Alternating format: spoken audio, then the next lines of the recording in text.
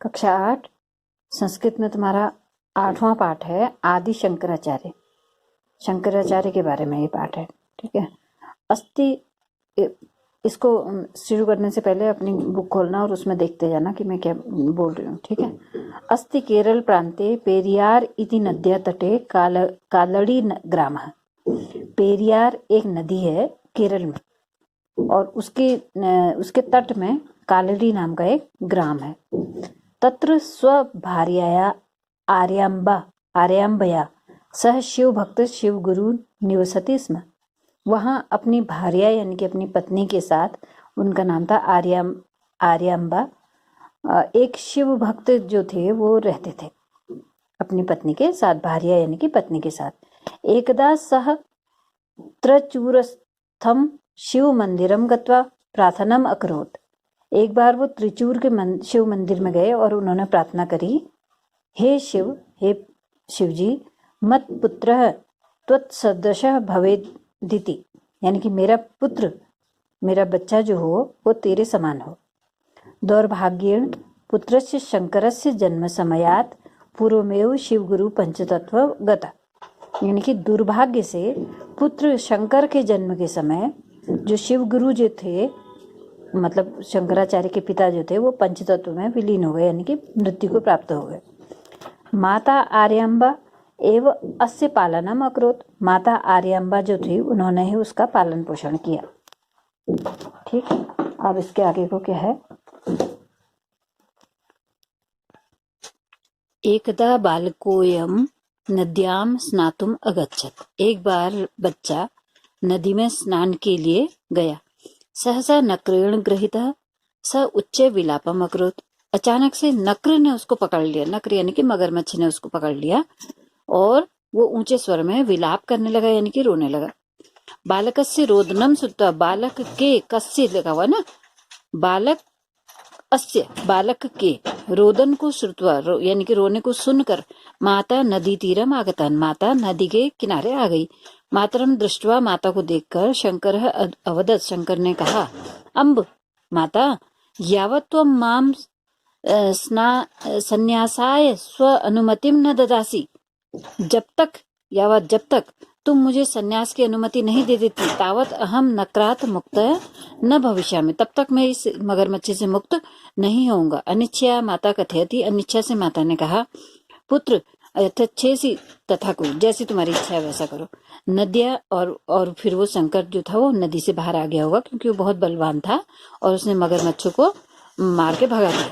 नदिया बही आगत्य, नदी के बाहर आकर मातु चरणयो निपत्य स अवदत्, उसने माता के चरणों में गिर करके उसने कहा, माता यद्यपि अहम संन्यासार्थ गच्छामि, यद्यपि मैं संन्यास के लिए जा रहा हूँ, तथापि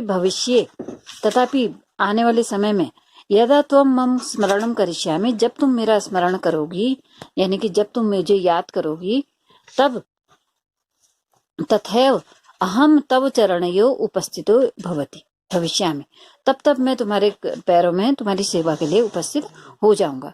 तदंतर उसके बाद सह परिव्राजके सह पर्यटनम गोविंद पादचार्यस्य पार्श्वे आगा, तब वह परिव्राजकों के साथ, यानी कि सन्यासियों के साथ साथ में, ठीक है, पर्यटन के लिए यानी कि घूमने के लिए, गोविंद पाद उनका नाम था, कोई आचार्य थे, उनके साथ चला गया।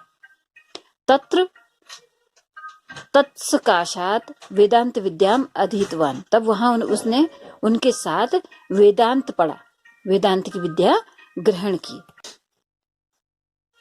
वेदांत जो है वो हमारे पुराने ग्रंथ हैं, जिनको कि बहुत इनसे भी पहले पुराने ऋषि मुनियों ने लिखा है। अनंतर उसके बाद स उपनिषदाम ब्रह्मसूत्राणाम गीतादि प्रमुखानाम ग्रंथानाम च भाष्यामि अरचयत।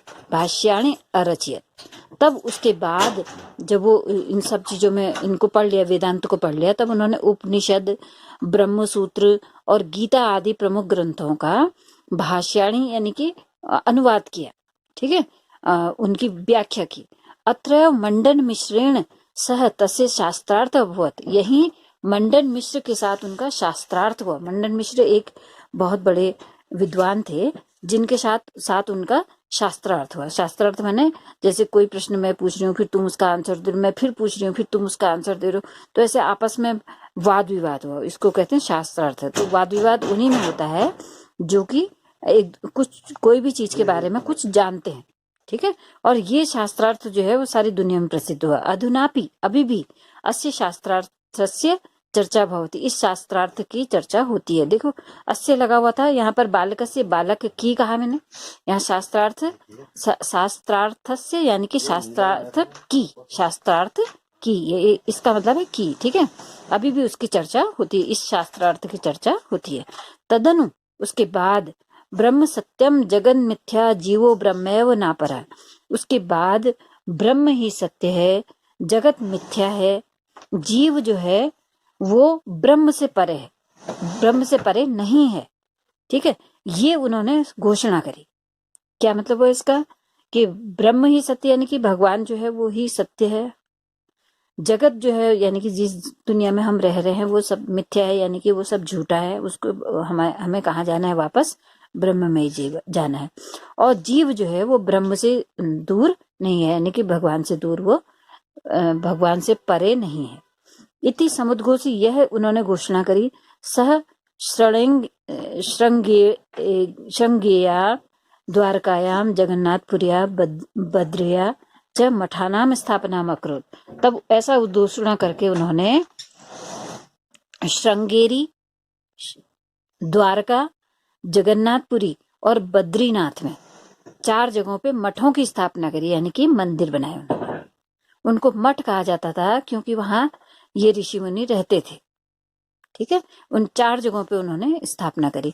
अस्य विरचितानि विविधानि स्तोत्राणि प्रसिद्धानि सन्ति, उनके जो रचित, उनके द्वारा लिखे हुए बहुत सारे स्तोत्र प्रसिद्ध हुए हैं। स्तोत्र क्या है, वो भगवान की पूजा के लिए उन्होंने जो लिखे हुए थे वो सब उनको बोलते हैं स्तोत्र। द्वात्रिंशे एव वयसी, इस उम्र में, किस उम्र में, द्वात्रिंश यानी कि 30 और 2 32 साल की उम्र में स नश्वर शरीरम अत्यजत, यानी कि 32 साल की उम्र में उन्होंने इतना सब कर लिया। ये 4 जगहों पे उन्होंने मठ स्थापना कर ली, श्रृंगेरी, द्वारका, जगन्नाथपुरी और बद्रिया, ये सब जो भारत का नक्शा है उसमें 4 दिशाओं में है, तो इतनी जगहों पे वो घूम लिए होंगे 32 साल की उम्र में। ऋषि मुनि होकर के उन्होंने वेद पढ़ लिए, उन्होंने ब्रह्म सूत्र, उपनिषद, गीता वगैरह का सबका ग्रंथों का अनुवाद कर लिया, उनकी व्याख्या कर ली, कितना उन्होंने, इतने सारे काम उन्होंने कर लिए। और उन 32 साल की उम्र में वो मृत्यु को भी प्राप्त हो गए।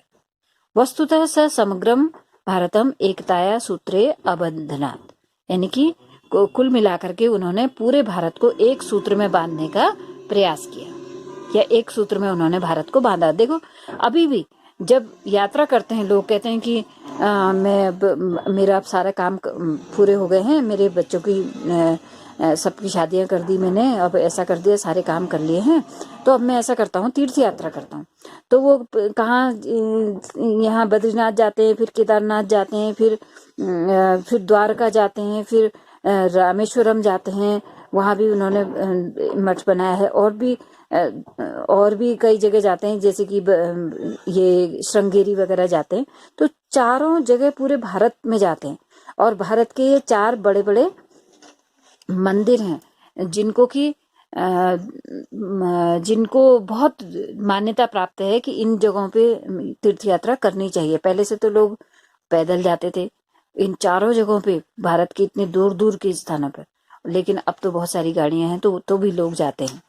तो उतनी जगहों पे आदमी जाता है। जैसे मैं हूँ, मैं अगर चारों जगहों पे जाऊंगी तो मैं क्या कहूंगी कि मैं भारत के जो बड़े बड़े सारे मंदिर थे उनमें जा चुकी हूँ।